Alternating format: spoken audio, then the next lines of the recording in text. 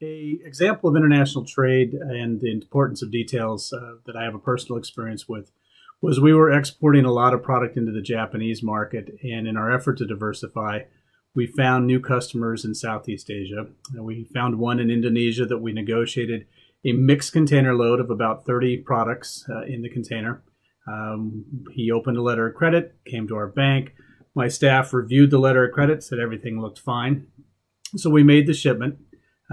Took the letter of credit and the documents to the bank to get our payment, and there was a discrepancy. The letter of credit stated that there had to be a halal certificate for all of the products. Now, we got a halal certificate for the products that were halal, but in the container, he also included a few cases of Spam, which is a pork-based product. So by nature, that letter of credit was automatically in default because it had conflicting requirements. It required us to ship Spam, but Spam cannot be halal certified.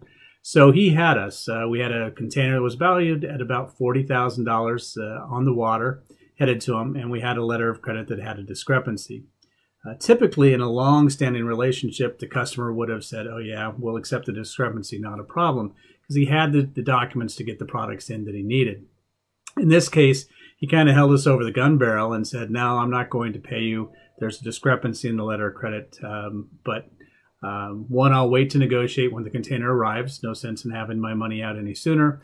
And two, I'll expect a $5,000 discount to accept this container load. So we got taken for $5,000 because we didn't pay attention to the fact that the letter of credit required a halal certificate for all the products in the container, not just some of them. So those important details, small details that are in the letter of credit or in the negotiations that my staff missed. They were trained to look for those things. They didn't.